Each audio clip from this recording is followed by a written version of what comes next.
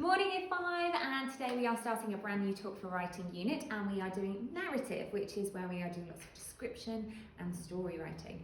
So we are starting today with our portal story and our model text. So we have got quickly, I stepped through the swirling portal, not stopping to think how dangerous this mission might be. Now today, you have a choice whether or not you would like to do drawing your icons, or whether you would like to do your actions along to it as well. We do not mind which you want to do because we know that reading the hook, the starter to the story, did probably take quite a long time. So whether you want to do your actions or the pictures, decide which one you want to do. I'm going to do the drawings and Miss Roger will do the actions in the next video along. So to start us off then, quickly I stepped through the swirling portal. Now, because it is the very start of our paragraph, I'm going to start on our very first line. And because quickly is a really good fronting adverbial, it's an adverb to get us going, I'm going to write quickly. As always, we include our punctuation as well. After a fronted adverbial, we have our comma. I stepped through the swirling portal. So I'm just going to have maybe some feet. I stepped through the swirling portal. Comma again, not stopping to think how dangerous this mission might be. So I'm going to have maybe a stop sign, not stopping to think how dangerous this mission might be. What could I do for danger? Miss Roger, what do you think? A keep out sign maybe? Oh, maybe danger. Keep out, danger. Yeah, we could just write danger, couldn't we? Danger. Not to think about how dangerous this mission might be. Mission's quite a good word, so I'm going to write that down. How dangerous this mission might be. End of the sentence, so we need a full stop. Now, as always, I've chosen to do these actions with a little bit of help from Miss Roger, thank you. Do whatever actions you want to, but as always, this is not an art lesson. So just little outlines or little things to prompt you are all that you need.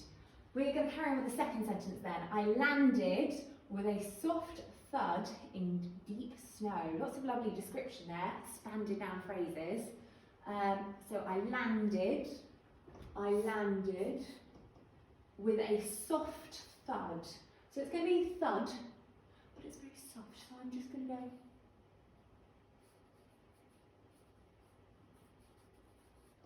So I've got a thud, but it's not a big, bold thud. It's just a little wiggly one with a soft thud in deep snow.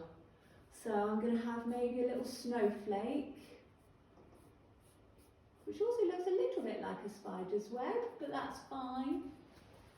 And then I'm going to have it all the way up here to show it's deep snow. And again, my punctuation is another full stop. It was so bright I couldn't see at first. Because when things are bright, I don't know about you, but I like to wear my sunglasses. So I'm going to say, it was so bright. Looking a little bit cool as well. It was so bright I couldn't see at first. Lovely. Sharp sunlight glittered from snow and ice. So something quite sharp, maybe draw a little knife. So sharp sunlight glittered from snow and ice. And maybe we'll just again do another little snowflake. And to show that it's all glittering, I'm going to do a little glittered from snow and ice. Oh, is that the end of my sentence? No, it's a comma. So, including my punctuation, everything was as white as the coldest winter. Now that is a simile, we're comparing things. So everything, maybe if we just kind of show whatever we've drawn, we've covered everything, was as white as the coldest winter. Now, this is already a white piece of paper, otherwise I would probably use a colour to show it was white. So everything was as white, that colour, as the coldest winter. So maybe let's say to show that it's all cold. And the coldest winter. winter. You could write winter if you want, but I'm pretty confident actually everything was as white as the coldest winter. I think I'd remember that, so I'm just going to leave it like that. And then that is the end of our first paragraph. So as always, when you finish a paragraph and you start a new one, you go on to a new line. As we know with text mapping, it is exactly the same. So our next bit, I shivered.